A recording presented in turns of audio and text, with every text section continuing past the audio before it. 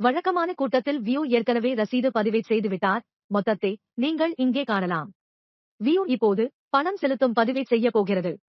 முதல் விருப்பம் வியோ to ACG விலிருந்து என்னென்ன பணம் செலுத்தலாம்? கிளிக் செய்வோம். முதலில் உங்களுக்கு சுய உதவிக் குழுவின் பெயர் காண்பிக்கப்படும்.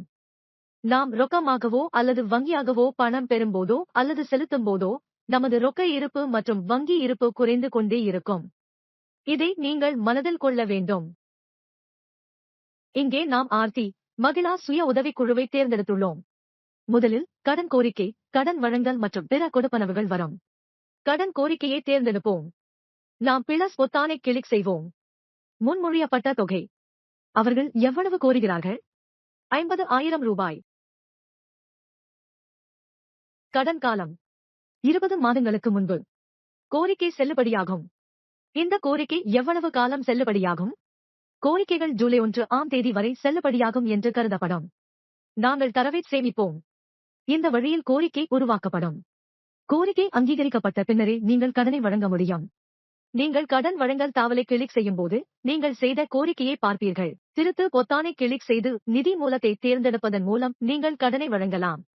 இப்போது நாம் இடமிருந்து மட்டுமே கடன் பெறுவோம். கடன் எண், முன்பு செலுத்தப்பட்ட தொகை, மீதமுள்ள கடன் கோரிக்கை இங்கே தெரியும்.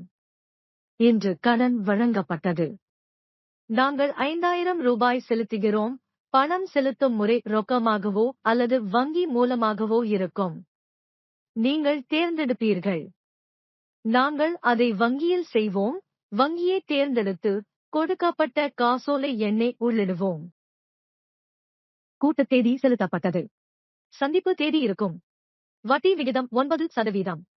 உங்களிடம் குறைவாகவோ அல்லது அதிகமாகவோ இடம் இருந்தால் நீங்கள் சாப்பிடலாம். கடன் காலம் 20 மாதங்களுக்கு 50,000 தருகிறோம். கடன் திருப்பிச் செலுத்தும் அதிர்வெண் மாதாந்திரமாக இருக்கும். தவணை தொகை, தடைக்காலம். நாங்கள் எதையும் உள்ளிடவில்லை. நான் உறுதி செய்கிறேன். நாம் ஆம் என்பதை கிளிக் செய்தவுடன் நமது கடன் சேர்க்கப்படும். நீங்கள் இங்கே பார்க்க முடியும். பதிவிறக்குவதன் மூலம் அட்டவணையை பகிரலாம். நான் அதை சேமித்துவிட்டேன். இந்த வழியில் நீங்கள் ஒரு கடன் கோரிக்கையை உருவாக்கி அதை வழங்கலாம். ஏதேனும் தவறு ஏற்பட்டால் நீங்கள் அதை நீக்கவும் முடியும். நன்றி.